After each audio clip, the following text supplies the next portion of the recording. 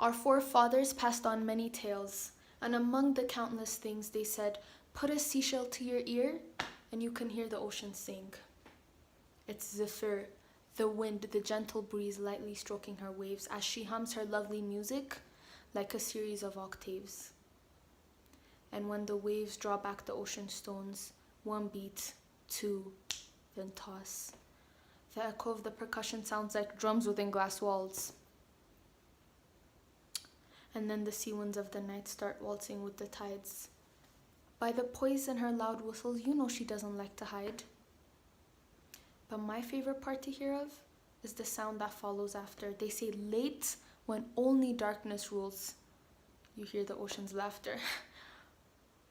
In fact, they say she laughs so hard she bounces up and down, that the sailors of the night dare not sleep so not to drown.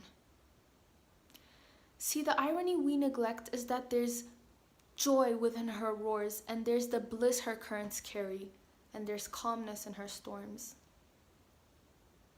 And as the fish begin to swim in schools and the shark devour their prey, as the seagulls soar above the graceful dolphins in the bay,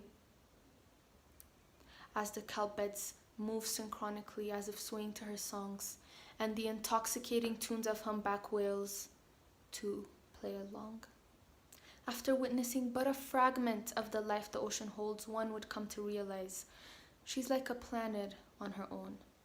Now imagine what will happen to her sweet music, oh so blithesome, as we steal from her her essence. Will mankind ever fathom? Will we come to understand the destruction we bring forth?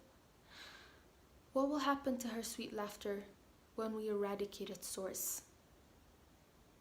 When we blindly grip our gear shifts as her children gasp for air, and all the life she'd borne for eons is soon no longer there. The noxious gases we emit to keep our cities on their feet destroy the creatures of her reefs, for all their habitats deplete. The excess heat trapped here on Earth is putting sea life under stress, and we may soon drown under floods, ones we've begotten nonetheless. Acidify her water so its vital minerals are no more. The majestic ocean we'd once hear of is now but wounded head to toe. Our factories' fumes are surplus to the point she cannot breathe. This climate thing we fear on land is also causing her to bleed. Been our buffer against global warming. Hence of heat we did not perish, but her decades long of sacrifice mankind can't come to cherish. For our poor ocean can't endure affliction of this size. Now when I put a seashell to my ear, I hear nothing but her cries. The only sound she makes today are just mirrors of her pain, craving nothing more than to relive her glory days again.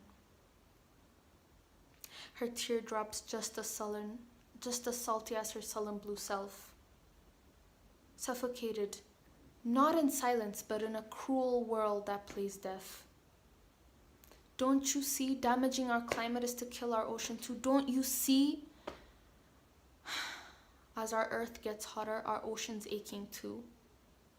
Now laments feel her music and her waves no longer dance, as she drowns in deep melancholy, thanks to these greedy human hands. I can hear her calling out to me. She says, please don't let them win. For the state of my existence is the worst it's ever been. Let them redeem themselves of their benighted ways at last, for dear child, it's up to you to alter mindsets of the past.